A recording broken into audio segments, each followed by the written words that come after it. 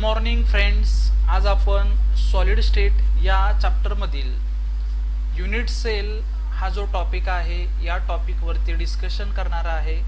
तर आपण पाहूयात युनिट सेल म्हणजे नक्की काय. ठीक आहे, तर या ठिकाणी तुम्ही पाहू शकता की ही जी डायग्रॅम आहे या डायग्रॅमला आपण काय म्हणतो, युनिट सेल म्हणणार आहे. मग तुम्हाला बेसिक माहित पाहिजे युनिट सेल म्हणजे एक्झॅक्ट काय आहे ते. समजा तुमच्या समोर हा लार्ज क्रिस्टलाइन सॉलिड आहे. या ठिकाणी हा जो आहे याला आपण काय म्हणणार आहे, तर लार्ज क्रिस्टलाइन सॉलिड म्हणणार आहे. मग हा सॉलिड कसा बनलेला असेल, तर हा सॉलिड लहान लहान पार्टिकल पासून बनलेला असणार आहे. हा जो लार्ज क्रिस्टलाइन सॉलिड आहे, हा लार्ज क्रिस्टलाइन सॉलिड लहान लहान पार्टिकल पासून बनलेला असतो. मग हे जे पार्टिकल आहेत, हे पार्टिकल काय झालेले आहेत, रिपीट झालेले आहेत. हे जे पार्टिकल आहेत या क्रिस्टलाइन सॉलिड मध्ये काय झालेले आहेत, रिपीट झालेले आहेत. मग या रिपीटिंग पार्टिकललाच आपण काय म्हणणार आहे, तर युनिट सेल म्हणणार आहे. या रिपीटिंग पार्टिकललाच आपण काय म्हणतो, युनिट सेल म्हणणार आहे. पुन्हा एकदा पहा, तुमच्या समोर ही जी डायग्रॅम दिलेली आहे, ही डायग्रॅम म्हणजे सेल आपण म्हणणार आहे लार्ज क्रिस्टलाइन सॉलिड. या लार्ज क्रिस्टलाइन सॉलिड मध्ये जे लहान पार्टिकल आहेत किंवा हा लार्ज क्रिस्टलाइन सॉलिड कशापासून बनलेला आहे, पार्टिकल पासून बनलेला आहे. मग या लार्ज क्रिस्टलाइन सॉलिडचा जो स्मॉलेस्ट पार्टिकल आहे, जो स्मॉलेस्ट पार्टिकल रिपीट झालेला आहे, मग या रिपीटिंग पार्टिकललाच आपण काय म्हणणार आहे, युनिट सेल म्हणणार आहे. इथे डायग्रॅम दिलेली आहे, या ठिकाणी तुम्ही डायग्रॅम पाहू शकता. The smallest repeating structural unit of crystalline solid. Crystalline सॉलिडचा जो स्मॉलेस्ट रिपीटिंग पार्टिकल आहे किंवा जे काही युनिट आहे, त्या युनिटला तुम्ही काय म्हणणार आहे, युनिट सेल म्हणणार आहे. मग या युनिट सेलचा जो शेप आहे, हा शेप कशावरती डिपेंड आहे, तर या डायग्रॅमचं जर तुम्ही ऑब्झर्वेशन केलं तर तुमच्या लक्षात येईल. या डायग्रॅम मध्ये पाहू शकता की समजा ही ए साइड आहे, याला आपण बी साइड म्हणूयात, त्याचबरोबर ही सी साइड आहे. मग या डायग्रॅमचं ऑब्झर्वेशन केल्यानंतर तुमच्या लक्षात येईल की ए त्याचबरोबर बी त्याचबरोबर सी अशा ज्या तीन साइड आहेत, या तिन्ही साइडची लेंथ काय आहे, सेम आहे. म्हणजे मला सांगायचे आहे की या युनिट सेल मध्ये ज्या साइड तुम्हाला दिलेल्या आहेत यांची लांबी सगळ्यांची कशी आहे, सेम आहे. त्याचबरोबर या युनिट सेल मध्ये तीन अँगल असणार आहेत. समजा या ठिकाणी जो अँगल आहे याला आपण अल्फा म्हणूयात, यामध्ये जो अँगल आहे याला आपण बीटा म्हणूयात. म्हणजेच ए आणि बी मध्ये जो अँगल आहे त्याला आपण अल्फा अँगल म्हणूयात. त्याचबरोबर बी आणि सी मध्ये जो अँगल आहे त्याला आपण बीटा अँगल म्हणूयात. त्याचबरोबर ए आणि सी मध्ये जो अँगल आहे त्याला आपण गॅमा म्हणूयात. मग अल्फा त्याचबरोबर बीटा त्याचबरोबर गॅमा हे जर सर्व अँगल सेम असतील, ठीक आहे, याचे सर्व अँगल कसे असणार आहेत, 90 डिग्री मध्ये आहेत आता डायग्राम मध्ये, आणि सर्व साइडची लांबी कशी आहे, सेम आहे. ठीक आहे, म्हणजे मला सांगायचं आहे ही जी युनिट सेल आहे, या युनिट सेलचा जो शेप आहे, हा शेप कशावरती डिपेंड असणार आहे, तर या युनिट सेल मध्ये असणाऱ्या साइड वरती, म्हणजे ए बी त्याचबरोबर सी त्याचबरोबर त्याच्यामध्ये असणाऱ्या अँगल वरती युनिट सेलचा शेप हा डिपेंड असणार आहे. ओके, तर यानंतर आपण पाहत आहोत 7 टाइप ऑफ युनिट सेल. आताच तुम्ही पाहिलेला आहे युनिट सेल म्हणजे नक्की काय, तर युनिट सेल म्हणजेच लार्ज क्रिस्टलाइन सॉलिडचा स्मॉलेस्ट पार्टिकल जो त्या युनिट सेल मध्ये क्रिस्टलाइन सॉलिड मध्ये रिपीट होतो. तर आता 7 टाइप युनिट सेल मध्ये आपल्याला पाहायचं आहे की 7 टाइप हे कशावरती डिपेंड करतात. युनिट सेलचे जे 7 टाइप आहेत हे नक्की 7 टाइप कशावरती डिपेंड करतात, तर मी आताच तुम्हाला सांगितलं. युनिट सेल जे आहे, फॉर एक्झाम्पल या ठिकाणी मी डायग्राम ड्रॉ करतो जी मगाशी मी तुमच्या समोर दाखवलेली होती टाइप्स ऑफ युनिट सेल मध्ये. ही रफ डायग्राम आहे. या डायग्राम मध्ये तुम्ही पाहू शकता की युनिट सेल आहे. या युनिट सेल मध्ये ज्या काही साइड आहेत, समजा ए बी आणि सी अशा 3 साइड आहेत. त्याचबरोबर या साइड मध्ये अल्फा बीटा आणि गॅमा अँगल आहे. म्हणजे युनिट सेलचा जो शेप आहे हा या साइड वरती त्याचबरोबर या अँगल वरती डिपेंड आहे. इथे तुम्ही पाहू शकता की युनिट सेलचा शेप हा कशावरती डिपेंड आहे, तर त्या युनिट सेल मध्ये असणाऱ्या ज्या साइड्स आहेत ज्यांना आपण एज लेंथ म्हणतो किंवा एज म्हणणार आहे, ABC, त्याचबरोबर त्यामधले असणारे अँगल याच्यावरती युनिट सेलचा शेप काय आहे डिपेंड आहे. इथे पाहू शकता तुम्ही या ठिकाणी की लार्ज क्रिस्टलाइन सॉलिड जो आहे किंवा लार्ज क्रिस्टलाइन लॅटिस जो आहे याचा शेप हा युनिट सेल वरती डिपेंड असतो. पुन्हा एकदा पहा की क्रिस्टल सॉलिडचा शेप कशावरती डिपेंड आहे तर युनिट सेल वरती डिपेंड आहे. युनिट सेलचा शेप कशावरती डिपेंड आहे तर त्या युनिट सेल मध्ये असणारे सर्व साइड्स म्हणजेच एजेस ABC आणि त्या युनिट सेल मध्ये असणाऱ्या अँगल वरती म्हणजेच अल्फा, बीटा आणि गॅमा याच्यावरती युनिट सेलचा शेप डिपेंड असतो. युनिट सेलच्या शेप वरती क्रिस्टल सॉलिडचा शेप काय असणार आहे डिपेंड असणार आहे. ओके, समजलं. पुन्हा एकदा बघा, युनिट सेलचा शेप याच्या युनिट सेलच्या साइड वरती त्याचबरोबर युनिट सेलच्या अँगल वरती डिपेंड असणार आहे. क्रिस्टलाइन सॉलिडचा शेप युनिट सेल वरती डिपेंड असणार आहे. ओके, तर युनिट सेलचे टोटल 7 टाइप आहेत. कोणते 7 टाइप आहेत? पहिला टाइप आहे क्यूबिक लॅटिस, दुसरा टाइप आहे टेट्रागोनल लॅटिस, तिसरा आहे आर्थोरोम्बिक लॅटिस, चौथा टाइप आहे मोनोक्लिनिक लॅटिस, पाचवा टाइप आहे ट्रायक्लिनिक लॅटिस, त्यानंतर हेक्सागोनल लॅटिस आणि लास्ट आहे रोम्बोहायड्रल लॅटिस. असे टोटल युनिट सेलचे 7 टाइप आहेत. मग या हे 7 टाइप कशावरती डिपेंड करतात तर या युनिट सेलच्या ज्या साइड आहेत आणि अँगल आहेत याच्यावरती डिपेंड करतात.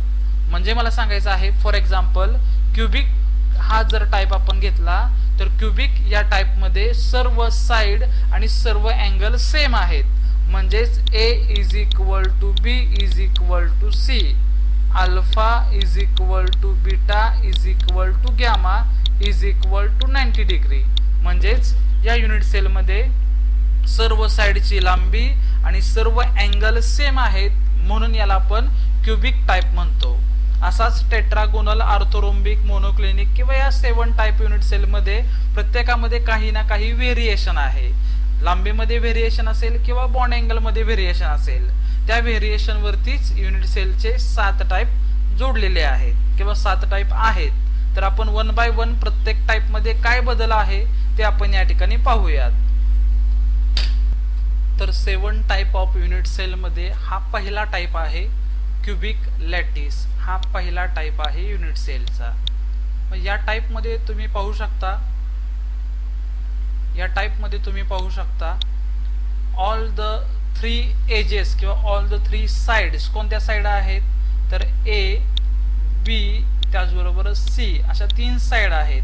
त्या तिन्ही साइडची लेंथ जी आहे ती काय आहे सेम आहे म्हणून या ठिकाणी म्हटलेलं आहे A = B = C. त्याचबरोबर या डायग्राम मध्ये जे 3 अँगल दिलेले आहेत अल्फा, बीटा त्याचबरोबर गॅमा, तर हे तिन्ही अँगल सेम आहेत. म्हणजेच अल्फा = बीटा = गॅमा = 90 डिग्री. म्हणजेच अल्फा, बीटा आणि गॅमा हे जे अँगल आहेत हे अँगल 90 डिग्री मध्ये आहेत. म्हणजे सर्व अँगल सेम आहेत, सर्व साइड सेम आहेत म्हणून या युनिट सेलला आपण क्यूबिक म्हणणार आहे. किंवा कोणत्या युनिट सेल मध्ये किंवा या युनिट सेल आपण म्हणू शकतो मोस्ट सिमेट्रिकल युनिट सेल. या युनिट सेल आपण काय म्हणणार आहे मोस्ट सिमेट्रिकल युनिट सेल म्हणणार आहे. का म्हणणार आहे तर या युनिट सेल मध्ये सर्व अँगल आणि सर्व साइड कशा आहेत सेम आहेत. तुम्हाला CET एक्झाम मध्ये किंवा नीट एक्झाम मध्ये या टाइपचा क्वेश्चन विचारला जाऊ शकतो की 7 टाइप ऑफ युनिट सेल मध्ये मोस्ट सिमेट्रिकल युनिट सेल कोणती आहे तर ती आहे क्यूबिक लॅटिस. का तर या युनिट सेल मध्ये सर्व अँगल आणि सर्व साइड कशा आहेत सेम आहेत म्हणून या युनिट सेलला आपण काय म्हणणार आहे क्यूबिक लॅटिस युनिट सेल म्हणणार आहे. ओके, यानंतर आपण पाहणार आहे सेकंड टाइप. यानंतर जो सेकंड टाइप आहे युनिट सेलचा तो आहे टेट्रागोनल लॅटिस. आता मगाशी आपण पाहिलं क्यूबिक मध्ये सर्व अँगल आणि सर्व साइड सेम आहेत. मग कंपॅरिझन करायचं आहे क्यूबिक लॅटिस मध्ये आणि टेट्रागोनल लॅटिस मध्ये नक्की काय बदल झाला. तर क्यूबिक लॅटिस मध्ये मगाशी पाहिलं आपण A = B = C, सर्व साइडची लांबी सेम होते। यामध्ये पाहू शकता a is equal to B, B not equal to C, म्हणजेच a आणि b या ज्या दोन साइड आहेत यांची लांबी सेम आहे, पण हाईट म्हणतो आपण ती डिफरंट आहे। म्हणजे टेट्रागोनल लॅटिस मध्ये सर्व साइड सेम आहेत का, तर नाहीत, फक्त दोन साइड सेम आहेत। a आणि b या दोन साइडची लांबी सेम आहे, पण उंची कशी आहे, डिफरंट आहे, हाईट डिफरंट आहे, म्हणून या ठिकाणी आपण म्हटलेलं आहे b not equal to C. त्याचबरोबर अँगल मध्ये जर पाहिलं तर अल्फा, बीटा आणि गॅमा याच्यामध्ये अँगल किती आहे, 90 डिग्री। म्हणजेच क्यूबिक लॅटिस आणि टेट्रागोनल लॅटिस मध्ये जर आपण कंपॅरिझन केलं तर आपण सांगू शकतो क्यूबिक मध्ये जर साइड बद्दल बोललो आपण तर a is equal to B, b is equal to C असणार आहे, पण टेट्रागोनल मध्ये काय असणार आहे, a is equal to B, b not equal to C. आणि या दोन्हीमध्ये अँगल सेम आहे, alpha is equal to beta is equal to gamma is equal to 90 degree. Okay, म्हणजे या दोन्हीमध्ये काय डिफरन्स आहे हे तुमच्या लक्षात आलं असेल। तर टेट्रागोनल आणि क्यूबिक लॅटिस या दोन्ही युनिट सेलच्या टाइप्स आपण स्टडी केलेला आहे। तर यानंतर मी प्रत्येक युनिट सेल तुम्हाला दाखवणार आहे। तुम्ही काय करायचं आहे की क्यूबिक लॅटिस असेल, टेट्रागोनल असेल, ट्रायक्लिनिक असेल, मोनोक्लिनिक असेल किंवा कोणती युनिट सेल असेल त्या युनिट सेल मधील जे पॅरामीटर आहेत म्हणजे बॉन्ड अँगल आणि त्या युनिट सेलच्या साइड्स त्यांच्यामध्ये काय चेंजेस आहे ते पाहायचं आहे। तर टेट्रागोनल लॅटिस मध्ये पहा a is equal to B not equal to C, alpha beta gamma is equal to 90 degree. ठीक आहे, ही झाली टेट्रागोनल लॅटिस। त्यानंतर आर्थोरोम्बिक मध्ये काही चेंजेस आहे। तर आर्थोरोम्बिक लॅटिस युनिट सेल मध्ये बघा a not equal to B, b not equal to C, alpha beta gamma is equal to 90 degree. म्हणजेच क्यूबिक लॅटिस मध्ये a is equal to B is equal to C, alpha is equal to beta is equal to gamma is equal to 90 degree. त्यानंतर tetragonal मध्ये काय पाहिलं आपण, a is equal to B, b not equal to C, alpha beta gamma is equal to 90 degree. तिसरा type आपण पाहिला आर्थोरोम्बिक lattice, याच्यामध्ये काय बदल झाला तर a not equal to B, b not equal to C, alpha is equal to beta is equal to gamma is equal to 90 degree. म्हणजे मला तुम्हाला सांगायचं काय आहे की 7 टाइप ऑफ युनिट सेल मध्ये हे जे पॅरामीटर आहेत हे पॅरामीटर तुम्ही एकदा सर्वांनी पाहायचे आहेत, आणि या पद्धतीने जर आपण क्रॉस व्हेरिफिकेशन केलं तर तुमच्या लवकर लक्षात येईल की प्रत्येकामध्ये नक्की काय बदल आहे तो। ओके, तर ही डायग्राम झाली आर्थोरोम्बिक लॅटिसची।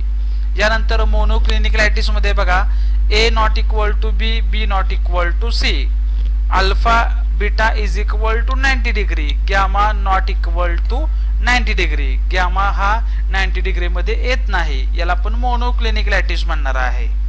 त्यानंतर ट्रायक्लिनिक लॅटिस, ट्रायक्लिनिक लॅटिस मध्ये बघा a not equal to B, b not equal to C, alpha not equal to beta, beta not equal to gamma, gamma not equal to 90 degree. म्हणजेच triclinic lattice मध्ये सर्व side आणि सर्व angle कसे आहेत, different आहेत, कोणताही अँगल किंवा कोणतीही साइड सेम नाही, म्हणून या युनिट सेल आपण काय म्हणणार, मोस्ट अनसिमेट्रिकल युनिट सेल म्हणणार आहे। पहा क्यूबिक लॅटिसला आपण काय म्हटलं तर क्यूबिक लॅटिस मध्ये सर्व साइड आणि सर्व अँगल सेम होते। क्यूबिक लॅटिस मध्ये a is equal to b is equal to c, alpha is equal to beta is equal to gamma is equal to 90 degree. Cubic lattice मध्ये सर्व side सर्व angle same होते, म्हणून त्याला आपण symmetrical म्हटलेलं आहे। पण ट्रायक्लिनिक लॅटिस मध्ये सर्व साइड सर्व अँगल डिफरंट आहेत, म्हणून या युनिट सेलला आपण काय म्हणणार, मोस्ट अनसिमेट्रिकल युनिट सेल म्हणणार आहे। यानंतरचा टाइप आहे हेक्सागोनल लॅटिस। मग हेक्सागोनल लॅटिस मध्ये बघा a is equal to B, b not equal to C, alpha is equal to beta is equal to 90 degree, gamma is equal to 120 degree. ठीक आहे, मग ही डायग्राम कशाची आहे, हेक्सागोनल लॅटिसची आहे। त्यानंतर लास्ट आहे रोम्बोहायड्रल लॅटिस। रोम्बोहेड्रल लॅटिस मध्ये काय, तर A is equal to B is equal to C, but alpha is equal to beta is equal to gamma not equal to 90 degree. हे पॅरामीटर कशाचे आहेत, रोम्बोहेड्रल लॅटिसचे आहेत. म्हणजे मला यामधून तुम्हाला सर्वांना सांगायचं आहे की 7 टाइप ऑफ युनिट सेल म्हणजे ते टोटल 7 टाइप आहेत. तर हे 7 टाइप कसे आहेत आणि 7 टाइप कशावरती डिपेंड आहेत, बॉन्ड अँगल वरती आणि त्याचे साइड वरती. म्हणजे थोडक्यात त्या युनिट सेलच्या पॅरामीटर वरती युनिट सेलचे 7 टाइप काय आहेत, डिपेंड आहेत. ठीक आहे, आत्ताच आपण काय पाहिलेलं आहे, तर युनिट सेलच्या 7 टाइपचा जो स्टडी केलेला आहे. आत्ताच आपण काय स्टडी केलेला आहे, तर 7 टाइप ऑफ युनिट सेल. आता मी तुमच्या समोर एक चार्ट दिलेला आहे. हा चार्ट मी मुद्दाम तुमच्या समोर दिलेला आहे का, कारण यामध्ये तुम्ही पाहू शकता की 7 टाइप दिलेले आहेत युनिट सेलचे. क्यूबिक आहे, मोनोक्लिनिक आहे, ट्रायक्लिनिक आहे, टेट्रागोनल आहे, आर्थोरोम्बिक आहे, रोम्बोहायड्रल आहे, हेक्सागोनल आहे. असे टोटल युनिट सेलचे 7 टाइप दिलेले आहेत. त्याचबरोबर तुम्हाला या 7 टाइप युनिट सेल वरती सीईटी एक्झाम मध्ये, त्याचबरोबर नीट एक्झाम मध्ये कशा प्रकारे क्वेश्चन विचारला जाऊ शकतो. फॉर एक्झाम्पल, सोडियम क्लोराइड हा जो सॉलिड सबस्टन्स आहे, या सॉलिड सबस्टन्स मध्ये कोणत्या टाइपचे युनिट सेल प्रेझेंट आहे. मग सोडियम क्लोराइड मध्ये काय असणार आहेत, क्यूबिक टाइप असणार आहे. किंवा या ठिकाणी पाहिलं तुम्ही बेरियम सल्फेट घेतला, तर बेरियम सल्फेट याच्यामध्ये कोणत्या टाइपचे युनिट सेल प्रेझेंट असणार आहे, तर आपण उत्तर सांगू शकतो आर्थोरोम्बिक. किंवा या ठिकाणी सिल्वर आयोडाइड आहे, सिल्वर आयोडाइड या क्रिस्टल मध्ये कोणत्या टाइपचे युनिट सेल आहे, तर हेक्सागोनल टाइपचे युनिट सेल आहे. म्हणजेच या चार्ट वरून तुम्हाला मला सांगायचं आहे की 7 टाइप ऑफ युनिट सेलचे कोणकोणते एक्झाम्पल आहेत. हे एक्झाम्पल या चार्ट वरून तुम्ही पाहू शकता. या टाइपचे क्वेश्चन तुम्हाला सीईटी एक्झाम मध्ये विचारले जाऊ शकतात. किंवा असं सुद्धा विचारलं जाऊ शकतं, A is equal to B is equal to C, alpha beta gamma is equal to 90 degree. हे पॅरामीटर कशाचे आहेत. फॉर एक्झाम्पल, ए ऑप्शन असेल, समजा हा ए असेल, बी असेल, सी असेल, हा डी असेल. या 4 एक्झाम्पल पैकी हे पॅरामीटर नक्की कोणाला मॅच होतात, तर तुम्हाला बेसिक माहित पाहिजे. सोडियम क्लोराइड आणि कॅल्शियम फ्लोराइड हे जे 2 क्रिस्टल आहेत, यांच्यामध्ये क्यूबिक टाइप येतो आणि क्यूबिक टाइप मध्ये सर्व पॅरामीटर कसे असणार आहेत, सेम असणार आहेत. म्हणजेच ऑप्शन ए हा काय असणार आहे, करेक्ट असणार आहे. मग या टाइपचे क्वेश्चन तुम्हाला MHT सीईटी एक्झाम मध्ये किंवा नीट एक्झाम मध्ये विचारले जाऊ शकतात. तर हा चार्ट सर्वांनी फोकस करायचा आहे. हा अतिशय महत्त्वाचा चार्ट आहे.